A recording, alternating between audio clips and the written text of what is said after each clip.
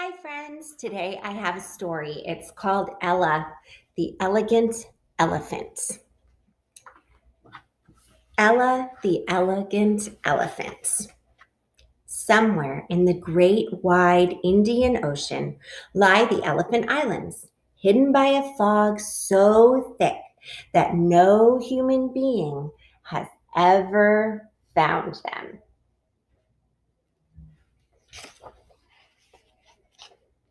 On one of the islands lived a shy little elephant named Ella. She loved her mother's new bakery and their cozy apartment above it. But they were new to town, and Ella was worried. So, friends, if you look over here, you can see the sign for the bakery. Yeah. And up above in the apartment above is Ella. She's worried. She doesn't have friends yet. She doesn't know anyone. School started in only 2 more days, and Ella was nervous about making new friends. So her mother suggested that she do something constructive, but Ella didn't know what. Well, there's still quite a bit of unpacking to do. Why don't you give me a hand while we wait for these cookies to cool?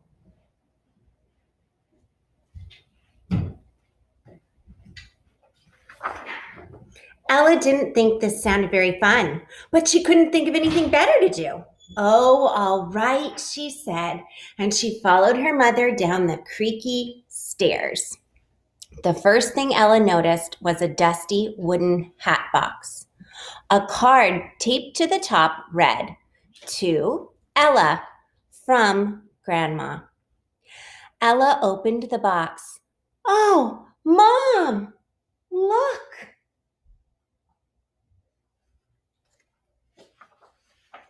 "Oh, yes," her mother said. "I remember this hat very well. Grandma used to call it her good luck hat. It was very special to her. I'm sure that's why she decided to give it to you." Ella held the hat to her chest, then she put the hat on her head. "I love it," she said.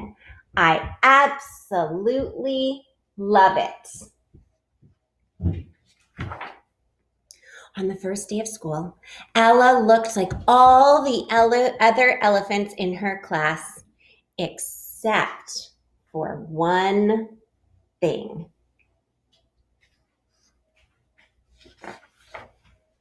Ella wore her hat. The teacher asked if she wouldn't mind sitting in a desk in the back row so she wouldn't block the other students' view of the chalkboard. Can you spot her in that classroom with her hat?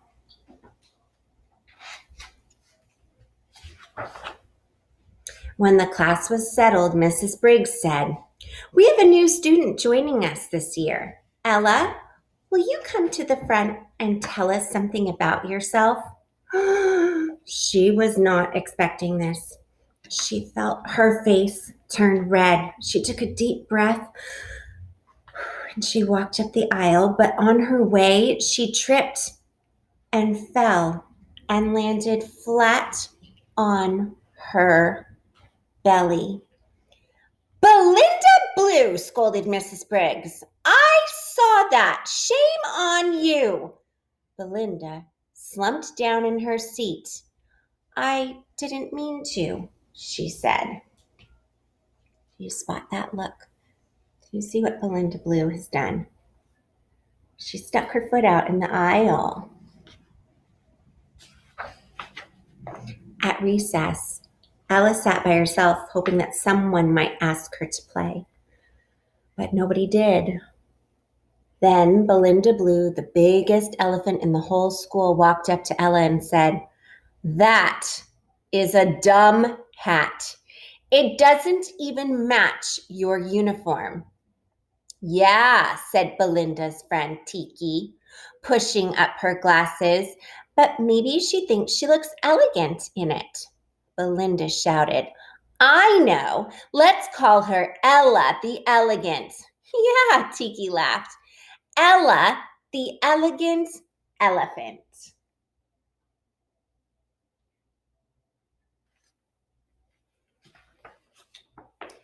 When Ella got home from school, her mother asked how her day was. Terrible, said Ella. Everyone made fun of my hat. Well, they must not know how special it is to you. Maybe you should tell them. I don't want to, said Ella. Her feelings were too hurt. My dearest Ella, her mother sighed. Things will get better, I promise.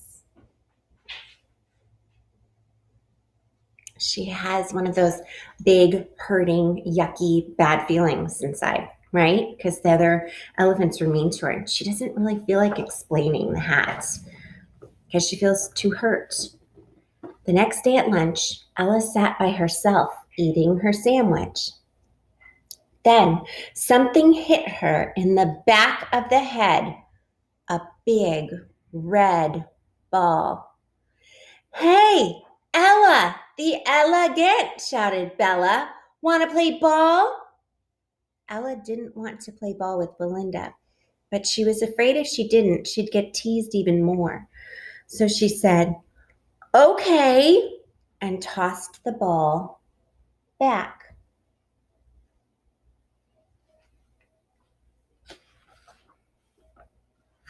But Belinda did not toss the ball back to Ella. Instead, she threw it on top of the safety wall that surrounded the schoolyard and said, well, why don't you climb up and get it then? But isn't that against the rules, said Ella. Nobody's looking, huffed Belinda.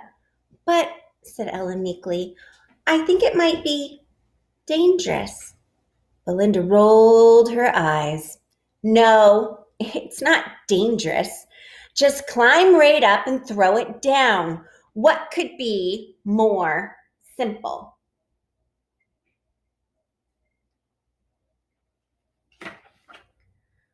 Well, if it's so simple, said Ella, why don't you do it?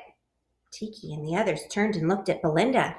Fine, I will, Belinda glared at Ella. But you flunked the test. Then she turned to her friends and shouted, well, don't just stand there. Help me up.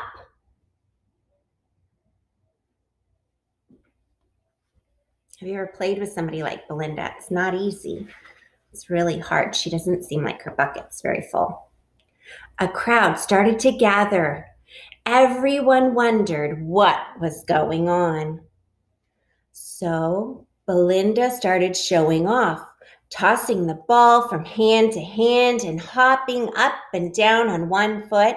See how easy it is, she exclaimed. But in all of her hopping and jumping around, Belinda lost her balance and slipped. Nobody knew what to do. Some of them ran off to find a teacher, and some of them covered their eyes. But most of them just stared at her. Belinda started to cry. Ella felt sorry for her. Maybe Belinda wasn't as tough as she seemed.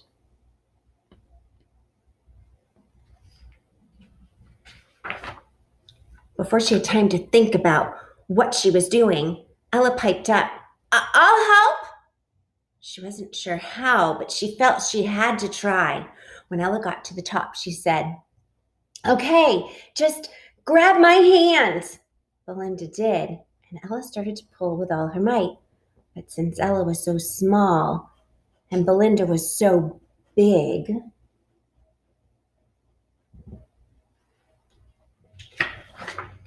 Belinda's weight pulled them both over the edge. Can you see through the window over here? And remember, the drop down is very, very far. All the friends can see them slipping. They fell and they fell. And then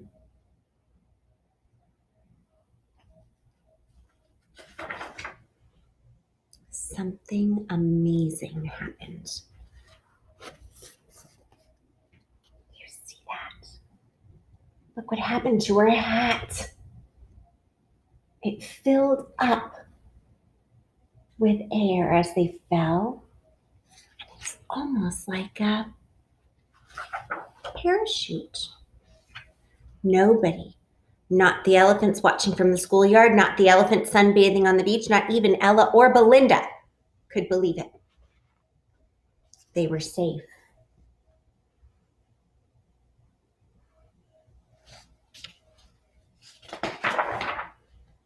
When Ella got home from school, she told her mother about the exciting events of the day. Her mother scooped Ella up in her arms and said, "Grandma's hat must really be good luck. What you did was very brave, but you must promise me something, Ella. Promise me you will never climb the safety walls again. What happened today was magical and not likely to happen twice." "Don't worry," said Ella. "I promise I won't." The next morning, Ella woke up much later than usual. She ran all the way to school, but she still didn't make it in time. When she burst through the classroom door, she couldn't believe her eyes. Do you see her running along that pathway to school?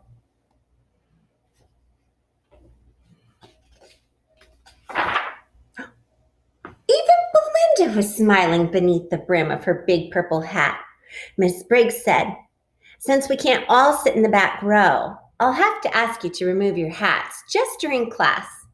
So everyone sat down, and when Ella looked up at the chalkboard, she giggled.